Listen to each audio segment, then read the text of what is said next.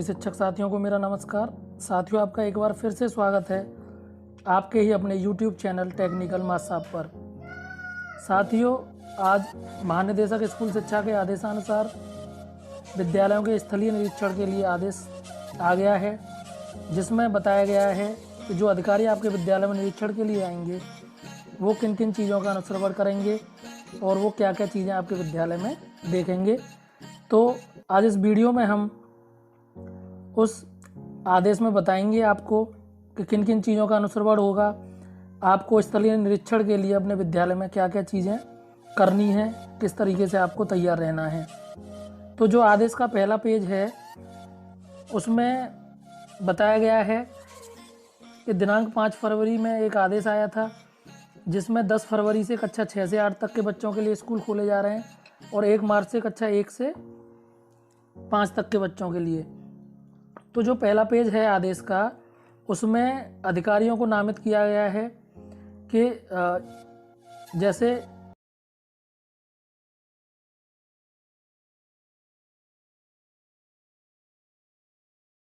तो जो आदेश का पहला पेज है उसमें अधिकारी, उनका पदनाम और आवंटित जनपद, उनको किस जनपद का स्थलीय निरीक्षण करना है। तो आप अपने जनपद में देख लेंगे कि आपके जनपद में कौन से अधिकारी स्थलीय निरीक्षण के लिए आने वाले हैं। अब साथियों, ये ज़रूरी नहीं है कि आपके विद्यालय का निरीक्षण हो, वो आपके जनपद में आएंगे, लेकिन अगर आपके जनपद में आपके विद्यालय का निरीक्षण हो गया तो उसके लिए आपको क्या क्या तैयारी करनी है।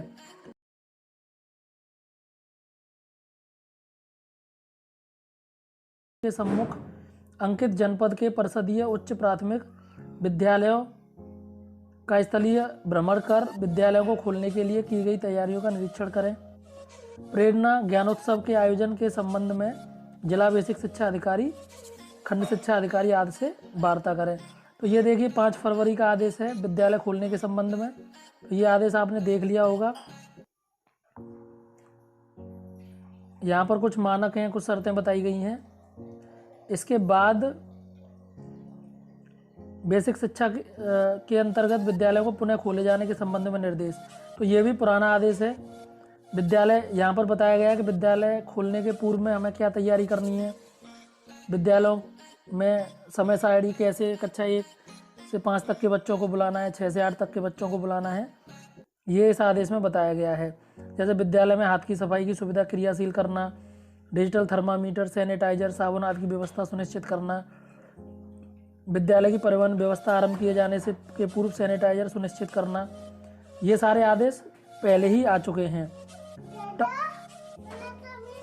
टास्क टीम का गठन करना, विद्यालय में आकस्मिक सुरक्षात्मक संबंधी तैयारी के लिए विद्यालय प्रबंध समिति एवं शिक्षण उत्तरदायी होंगे।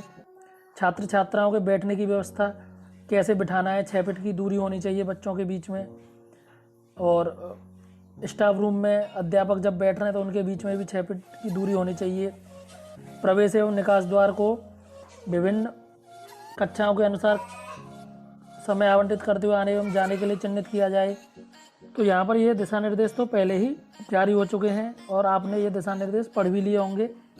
विद्यालय के सभी गेट को आवागमन एवं प्रस्थान के समय खुला रखा जाए ताकि एक जगह भीड़ एकत्रित न हो। उसके बाद ये है कि विद्यालय की समय तालिका, प्रत्येक कक्षा में छात्रों की कुल क्षमता की 50% उपस्थिति प्रथम दिन रहे तथा शेष 50% की उपस्थिति दूसरे दिन रहे। इस प्रकार किसी भी कार्य दिवस पर किसी भी कक्षा में कुल क्षमता का 50% से अधिक उपस्थिति नहीं होगी। अब प्राथमिक स्तर पर आपको सोमवार व बृहस्पतिवार को कक्षा 1 एवं 5 को बुलाना है, मंगलवार व शुक्रवार को कक्षा 2 और 4 को बुलाना है, बुधवार एवं शनिवार को कक्षा 3 को बुलाना है। ऐसे ही उच्च प्राथमिक स्तर पर सोमवार व बृहस्पतिवार को कक्षा 6 को बुलाना है, मंगलवार एवं शुक्रवार को 7 को बुलाना है, बुधवार व शनिवार को कक्षा 8 को बुलाना है। ये दिशा निर्देश पहले ही जारी हो चुके हैं। विद्यालयों की जिन कक्षाओं में विद्यार्थियों की संख्या अधिक है वहाँ पर 2-2 पालियों में कक्षाएं संचालित की जाएंगी। विद्यालय स्तर पर होने वाले आयोजन बैठक के संबंध में, अब इस समय विद्यालय में कोई ऐसे आयोजन से बचना चाहिए जहां भौतिक दूरी का पालन न किया जा सके। खेलकूद के आयोजन से भी बचना चाहिए, अब यहाँ पर हमें क्या करना है, जो मेन है वो है माता पिता और अभिभावकों की सहमति। छात्र छात्राओं के विद्यालय उपस्थिति के पूर्व माता पिता से अनिवार्य रूप से सहमति ली जाए। उसका प्रारूप अटैच है। यदि विद्यार्थी परिवार की सहमति से घर से ही अध्ययन करना चाहते हैं तो उन्हें अनुमति दी जाए। ऐसे सभी विद्यार्थियों के अध्ययन संबंधी प्रगति का योजनाबद्ध तरीके से अनुश्रवण की व्यवस्था की जाए। उसके बाद चिकित्सा सुविधा की उपलब्धता सुनिश्चित करना। विद्यालय या उसके नज़दीक स्थल पर स्वास्थ्यकर्मी, नर्स, डॉक्टर, काउंसलर की उपलब्धता सुनिश्चित की जाए। तो यहाँ पर ये चिकित्सा संबंधी निर्देश दिए गए हैं। विद्यालय में उपस्थिति एवं अवकाश संबंधी नीति को पुनर्भाषित किया जाए।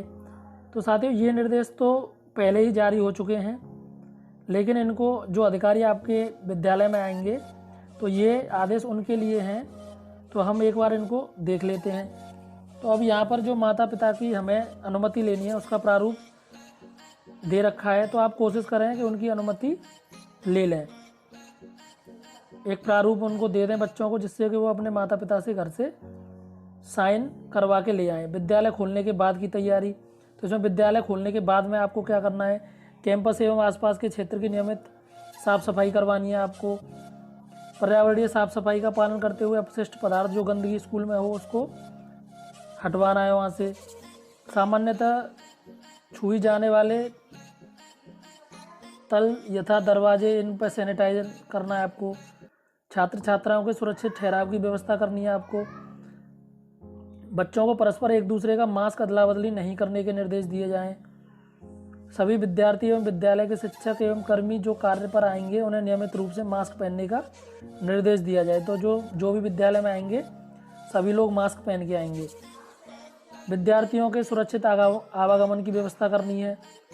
बसों को डेली सैनिटाइजर, अगर विद्यालय में बसों से आवागमन है तो उनको डेली सैनिटाइज किया जाए। बिना मास्क के किसी की एंट्री ना हो। दिव्यांग बच्चों के संबंध में, मध्याह्न भोजन के संबंध में, तो ये आदेश पूर्व में ही जारी हो चुके हैं, तो आप इनको देख लेंगे। प्रवासी मजदूरों के संबंध में भी आदेश जारी हो चुका है 20 जुलाई 2020 में, तो आप इन आदेश को देख लेंगे। उसके बाद इसमें आगे क्या है कि इसमें आगे जो अधिकारी आपके विद्यालय में स्थलीय निरीक्षण करेंगे तो वो किन किन चीज़ों का अनुश्रवण करेंगे, ये इसमें आगे दे रखा है। ये अध्यापकों की भौतिक उपस्थिति के बारे में है। भौतिक उपस्थिति हेतु अभिभावकों के लिए जाने वाला सहमति पत्र, ये अभिभावकों से सहमति पत्र भरवाना है आपको।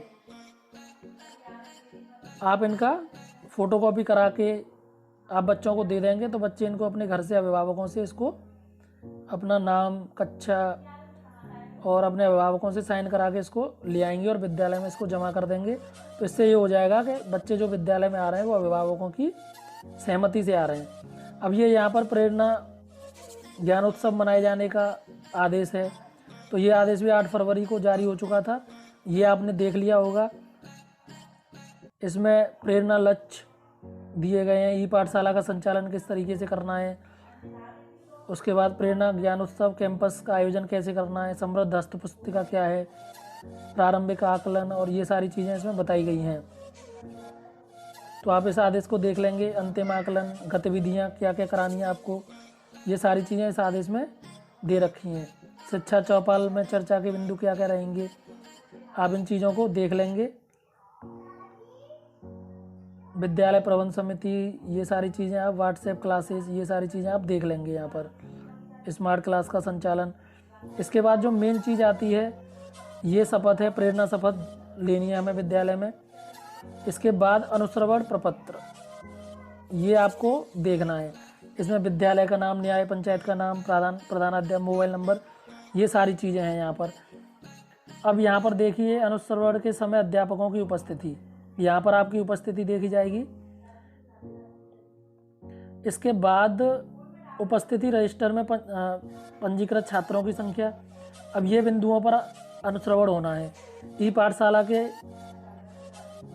विजिट के दौरान छात्रों की संख्या, ई पाठशाला के अंतर्गत व्हाट्सएप ग्रुप से जुड़े छात्रों की संख्या, दूरदर्शन पर शैक्षिक वीडियो का प्रसारण का अवलोकन करने वाले बच्चों की संख्या, व्हाट्सएप के माध्यम से ई कंटेंट प्राप्त करने वाले बच्चों की संख्या, विद्यालय में बुलाकर अभिभावकों के माध्यम से बच्चों को गृह कार्य दिए जाने की स्थिति, बच्चों की संख्या। उसके बाद विद्यालय में भ्रमण के दौरान अवलोकन बिंदु, बच्चों में SA2 रिपोर्ट कार्ड का वितरण किया गया है, हाँ या नहीं में ऑप्शन। विद्यालय में सक्रिय पुस्तकालय स्थापित है, सभी शिक्षकों के पास शिक्षक डायरी है, फर्नीचर क्रय की स्थिति, सभी शिक्षकों के पास पहचान पत्र उपलब्ध हैं। ये सारी चीज़ों पर अनुश्रवण होने वाला है। विद्यालय के सभी शिक्षकों द्वारा निष्ठा ऑनलाइन प्रशिक्षण किया जा रहा है। क्या ARP SRG डाइट मेंटर द्वारा सपोर्टिव सुपरविजन किया जाता है? अंतिम सपोर्टिव सुपरविजन कब किया गया था? क्या शिक्षक संकुल द्वारा मासिक बैठक की जाती है? पिछली बैठक कब हुई थी? तो ये सारी चीज़ें आपको पूछी जाएंगी। आधारशिला मॉड्यूल सभी के पास है, ध्यानाकर्षण मॉड्यूल सभी के पास है, ये सारी चीज़ें। और लास्ट में अनुश्रवणकर्ता की टिप्पणी। उसके बाद ये मध्याह्न भोजन के बारे में निरीक्षण प्रपत्र है। आज विद्यालय में मध्याह्न भोजन का वितरण किया गया। मध्याह्न भोजन ग्रहण करने वाले छात्रों की संख्या, मध्याह्न भोजन पंजिका में दर्ज छात्रों की संख्या, गत दिवस में भोजन ग्रहण करने वाले छात्रों की संख्या, ये सारी चीज़ें आपसे पूछी जाएंगी। तो साथियों, आप बिल्कुल तैयार रहें। जब आपके ज़िले में कोई अधिकारी आएंगे तो हो सकता है कि आपके विद्यालय का ही निरीक्षण हो जाए, तो हमें उसके लिए तैयार रहना है। जो ये ऑपरेशन कायाकल्प के बारे में है, तो ऑपरेशन कायाकल्प के बारे में मैं एक विस्तृत वीडियो बना चुका हूँ। वो वीडियो आपको मेरे चैनल पर मिल जाएगी, आप वहाँ से उस वीडियो को देख सकते हैं। क्या क्या प्रश्न पूछे जाएंगे ऑपरेशन कायाकल्प के अंतर्गत और उनके जवाब आपको कैसे कैसे देने हैं।